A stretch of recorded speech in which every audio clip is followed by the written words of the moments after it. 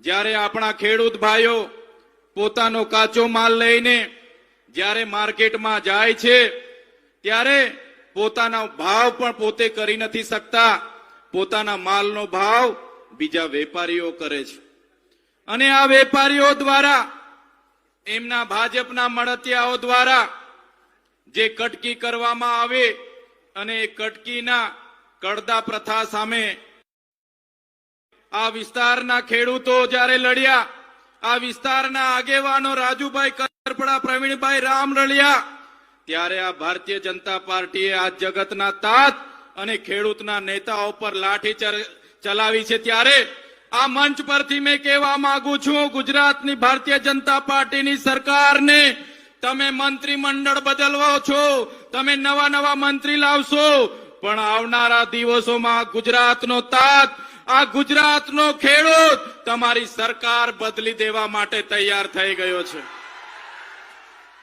સરકાર બદલી દઈશું અમે। આ કડદા પ્રથાની લડત માત્ર સૌરાષ્ટ્ર પૂરતી નથી રહેવાની, આ કડદા પ્રથાની લડત આવનારા દિવસોમાં તમામ ખેડૂતોએ આપણે બધાએ જવાબદારી લેવાની છે। ગામડાઓથી લઈને આ લડતને ગાંધીનગર સુધી આપણે બધા લઈ જવાનું છે। તૈયાર